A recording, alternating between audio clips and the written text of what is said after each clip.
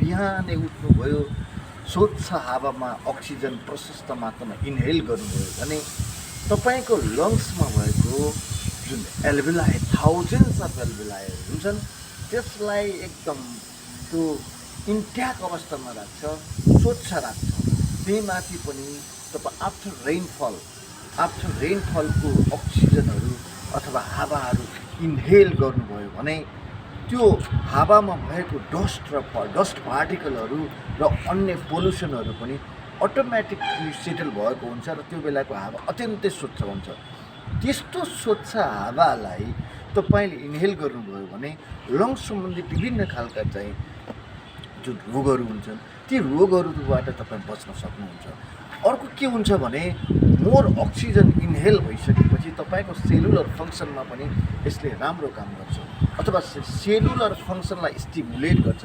त्यसो हुनाले हामीले मोर अक्सिजन किन हामीले एरोबिक एक्सर्साइज श्वास गर्ने अथवा बडी प्रेसर गर्ने इन्टेन्सिभ एक्सर्साइज प्रिस्क्राइब गरिन्छ अथवा डक्टरले प्रिस्क्राइब गर्छ भन्दाखेरि त्यसको मिनिङ कतिपय अवस्थामा हाम्रो सेलमा रहेका विकारहरू र अक्सिजनहरू चाहिँ त्यो ठाउँसम्म सर्कुलेट भएर पुग्न सकेको पनि नहुन सक्छ। त्यस्तो सिनारियोमा हामीले एक्सटेन्सिभली अथवा फोर्सफुल्ली अक्सिजन इन्हेल गरेको अवस्थामा त्यो सेलहरूमा सम्म पुग्छ र सेलका टास्कहरू, सेलका फङ्सनहरू क्याटालाइज गर्छ। तपाईँको सेलको फङ्सनहरू क्याटालाइज गरिसकेपछि तपाईँका हरेक सिस्टमहरू इन्ट्याक्ट अवस्थामा रहन्छन्। हरेक सिस्टमहरू इन्ट्याक्ट रहनु भनेको that means your body function intact हुनु भयो। योर बडी फङ्सन इन्ट्याक्ट हुनु भनेको द्याट मिन्स तपाईँको हेल्दी लाइफ जिउनु भनेको तपाईँले यदि तपाईँ निरोगी हुनुभयो भने तपाईँले प्रशस्त त्यो आफ्नो खर्च गर्नुपर्ने हुन्छ, हेल्थमा खर्च गर्नुपर्ने हुन्छ। त्यो हेल्थमा खर्च गर्नुपर्ने कुरा तपाईँले अलरेडी नै इन्भेस्ट गर्नुहोस्। हेल्थ छ, जीवन छ र तपाईँ हुनुहुन्छ, लाइफ छ र तपाईँ हुनुहुन्छ, स्वस्थ हुनुहुन्छ र तपाईँ हाँस्न सक्नुहुन्छ।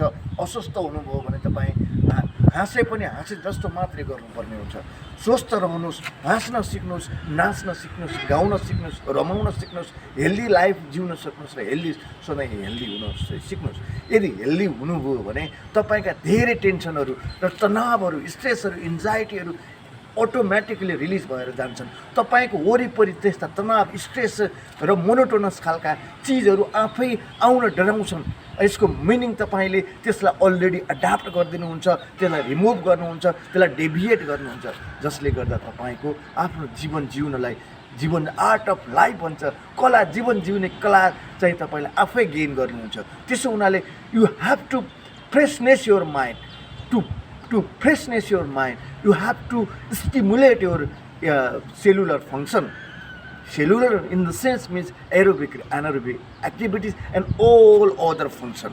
यी तपाईले यस्ता खालका एक्सरसाइजहरू गर्नुभयो भने तपाईँ शरीरबाट निस्कने जति पनि चाहिँ इन्जाइम्स, हर्मोन्सहरू हुन्छन् त्यसको रेगुल्यारिटी हुन्छ, यिनको पर्फेक्सन हुन्छ, उचित समयमा उचित अमाउन्ट प्रोड्युस हुन्छ। किनभने त्यस्ता प्रकारका हर्मोन्सहरू पनि यदि तपाईँको कहिले बढी र कहिले तल भयो भने त्यसले ओभियसली शरीरभित्रै तपाईँको विकार पर्याय हुन्छ र शरीरभित्रै तपाईँलाई असर पर्छ। त्यसै हुनाले हामी सबैले विचार गर्नुपर्ने कुरा के छ भने हाम्रो शरीरका हरेक सिस्टमहरूलाई चेक एन्ड ब्यालेन्समा राख्नुपर्छ। हाम्रो फङ्सनहरूले चेक एन्ड ब्यालेन्समा राख्नुपर्छ। हाम्रो respiratory system, circulation system, digestive सिस्टमलाई इन्ट्याक्ट राख्नुपर्छ। यदि रेस्पिरेटरी सिस्टम, डाइजेस्टिभ सिस्टम र तपाईँको हाम्रो डाइजेस्टिभ सिस्टम र सर्कुलेसन सिस्टम लगायत इन्ट्याक्ट राखिन सकिएन र मेन्टली इन्ट्याक्ट भएन भने अथवा न्युरोलोजिकल फङ्सनहरू इन्ट्याक्ट हुन सकेनन् भने ओभियसली हामीलाई धेरै समस्या हुन्छ। आज धेरै मानिसहरू तनावमा छन् किनभने 21st सेन्चुरीमा हरेक चिजहरू आर्टिफिसियलाइज भएको छ। त्यो आर्टिफिसियलाइज भएकै कारणले मानिसहरूको तनावहरू बढेको छ। मान्छेहरूका आशा तपाईँको एक्सपेक्टेसनहरू बढेका छन्। एक्सपेक्टेसन बढ्नु भनेको तनाव बढ्नु। अब जब एक्सपेक्टेसन फुलफिल हुँदैन तब मानिस स्ट्रेस हुन्छ।